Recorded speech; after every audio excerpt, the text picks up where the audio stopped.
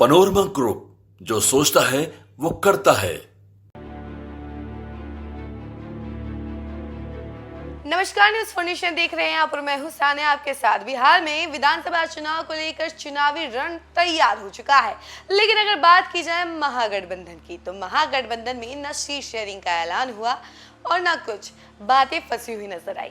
लेकिन एक चीज जो है वो कॉमन है इन सभी दलों में, वो देखा जा रहा है कि महागठबंधन में जितने भी राजनीतिक दल हैं वो सभी ने अपने अपने पार्टी से उम्मीदवारों की जो लिस्ट है वो जारी कर दी है।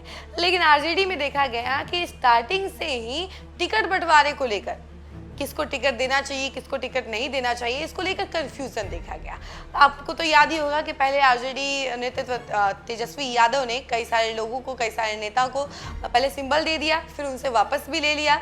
लालू यादव ने भी कई सारे नेताओं को टिकट दिया था, लेकिन उनसे वापस ले लिया गया। और इसी कड़ी में एक नाम जो है समता देवी का भी है, लेकिन नामांकन से पहले उन्हें पार्टी से सिंबल दिया गया और उसके कुछ देर बाद ही यानी 14 घंटे बाद देखा गया कि उनसे वापस भी ले लिया गया सिंबल।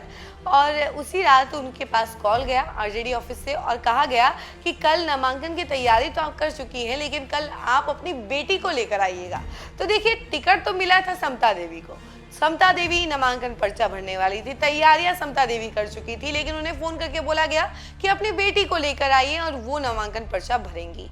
यानी कि समता देवी का जो टिकट था उन्हें उस टिकट को तनुश्री को दे दिया गया, जो कि उनकी बेटी है। जिसके बाद से आरजेडी को लेकर जो है एक सवाल खड़ा हो रहा है कि क्या आरजेडी में टिकट बंटवारे को लेकर कंफ्यूजन है कि किसको देना चाहिए, किसको नहीं देना चाहिए। हम आपको पूरा मामला जरा विस्तार से बताते हैं। बिहार विधानसभा चुनाव को लेकर हलचल तेज है। इसी बीच अगर बात की जाए आरजेडी की तो आरजेडी ने अनुसूचित जाति के लिए आरक्षित 12 सीट पर पहले समता देवी को सिंबल आवंटित किया था, लेकिन कुछ ही घंटों बाद पार्टी ने यह सिंबल उनकी बेटी तनुश्री को दे दिया।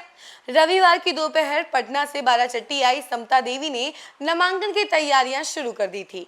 इसी बीच रात को राजद कार्यालय से उन्हें फोन आया और कहा गया कि वे अपनी बेटी तनुश्री को लेकर पटना आए। सोमवार नामांकन का अंतिम दिन था। इसके बाद सुबह तनुश्री को पार्टी की ओर से सिंबल दिया गया और उन्हें शेरघाटी अनुमंडल कार्यालय पहुंचकर अपना नामांकन दाखिल किया।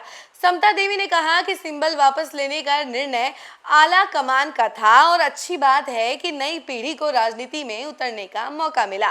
स्थानीय स्तर पर बदलाव की चर्चा रही, लेकिन पार्टी ने इसे सुव्यवस्थित प्रक्रिया बताया। पूर्व विधायक समता देवी को नामांकन के एक दिन पहले टिकट दिया गया था, लेकिन 14 घंटे बाद ही उनका सिंबल वापस लिया गया। तो देखा आपने कि किस तरीके से आरजेडी में टिकट को लेकर कंफ्यूजन है। पहले तो आपको पता ही होगा कि आरजेडी ने इस बार वोट बैंक जो है, अपना मेन वोट बैंक युवाओं को माना है और इसी वजह से कई सारी युवा नेता को भी वो आगे कर रहे हैं। टिकट देने के सिलसिले में कई सारे युवा नेताओं को आगे प्रेजेंट कर रहे हैं वो, और कई सारे पुराने विधायकों का भी उन्होंने टिकट काट दिया है।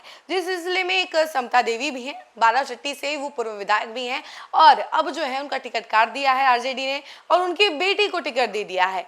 और एक तरीके से इनका जो युवा वोट बैंक वाला कॉन्सेप्ट है वो भी कामकाजू दिखाई दे रहा है, क्योंकि एक तो राजनीतिक विरासत है और उस विरासत में इनकी बेटी है और एक युवा भी है। तो एक तरीके से ये बिहार के लिए और आरजेडी के लिए बड़ा अच्छा माना जा रहा है। और आरजेडी कह रही है कि सब कुछ ठीक ढंग से हो रहा है, व्यवस्थित तरीके से सब कुछ हो रहा है और कोई भी कंफ्यूजन नहीं है। लेकिन जिस तरीके से टिकट का फेर बदल चल रहा है, कभी किसी को तो कभी किसी को, कभी दिया जा रहा है तो कभी लिया जा रहा है, तो ये सारी चीजें जब हो रही हैं तो लोगों के मन में यही चीज आ रहा है कि क्या आरजेडी कंफ्यूज है कि किसको टिकट देना चाहिए और किसको नहीं देना चाहिए।